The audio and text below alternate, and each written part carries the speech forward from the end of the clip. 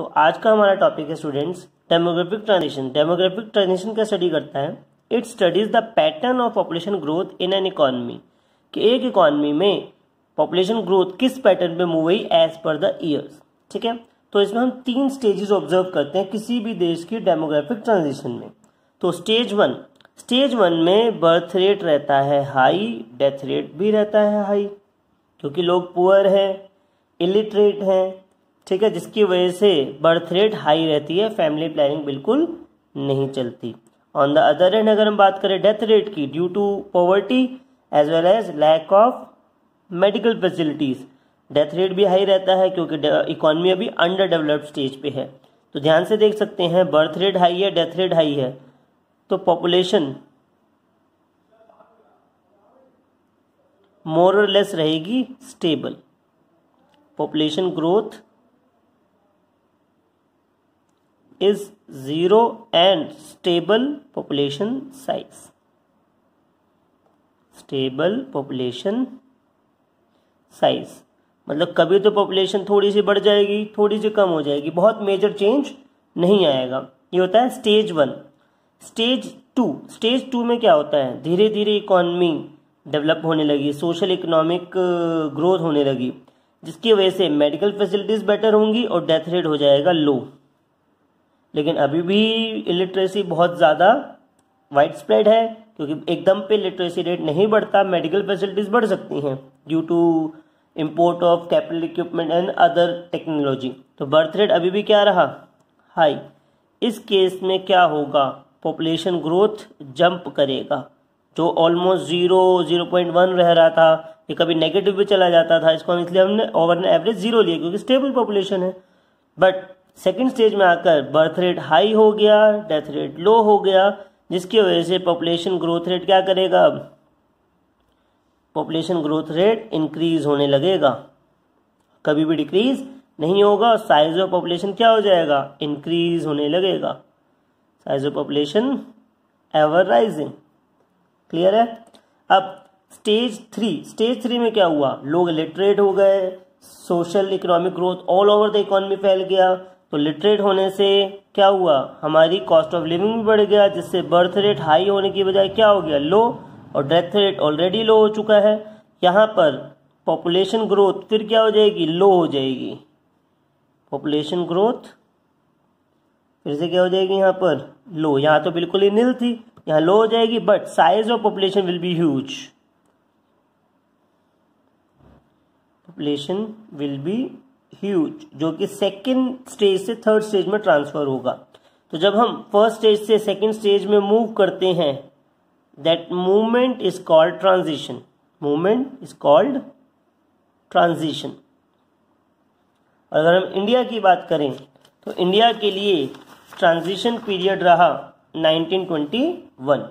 अगर हम इंडिया की बात करें तो इंडिया ने फेस किया 1921 as the year of great divide. Year of great divide in terms of demographic transition. कैसे? बिफोर 1991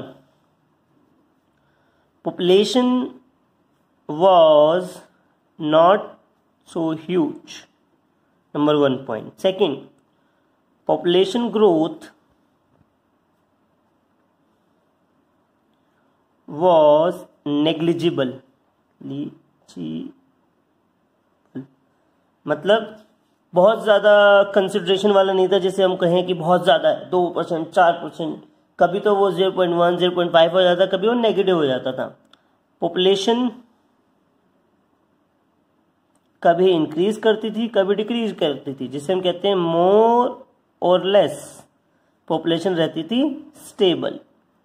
तो इससे पहले कभी पॉपुलेशन बढ़ रही है, कभी पॉपुलेशन घट रही है, बट 1921 के बाद, after 1921, population growth rise and size of population never decline. कभी डिक्लाइन हुआ ही नहीं। ठीक है, 1920 के बाद एवर राइजिंग चलती गई पॉपुलेशन ग्रोथ भी बढ़ता गया, पॉपुलेशन साइज भी बढ़ता गया। ये ऐसा इसलिए हुआ क्योंकि यहाँ पर अभी तक क्या चल रही थी? First stage of demographic transition.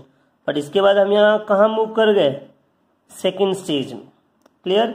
अब इस पे एक पॉइंट बताता हूँ मैं। 1921 से पॉपुलेशन इंक्रीज होना स्टार्ट हुई, up to 1951 population growth was moderate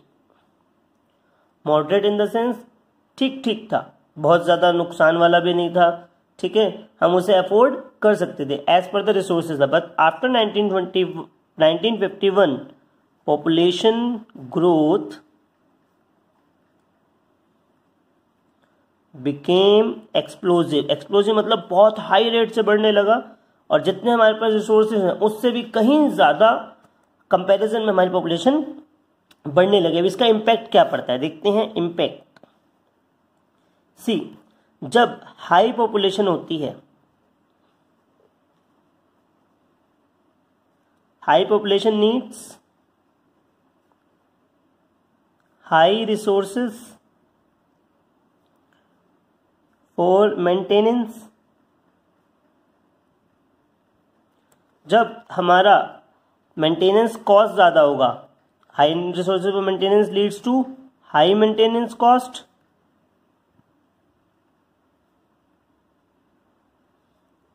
जब हमारी मेंटेनेंस कॉस्ट ज़्यादा होगी या मेंटेनेंस इन्वेस्टमेंट ज़्यादा होगी, तो क्या हमारे पास पैसे बचेंगे ज़्यादा ग्रोथ ओरिएंटेड इन्वेस्टमेंट करने के लिए?